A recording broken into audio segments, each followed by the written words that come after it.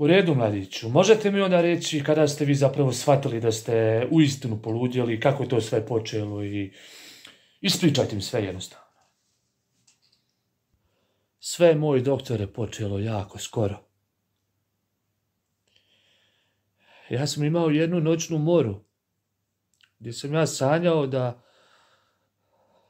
mi imamo 4 predsjednika. I onda sam se ja probudio i mislio da je sve u redu.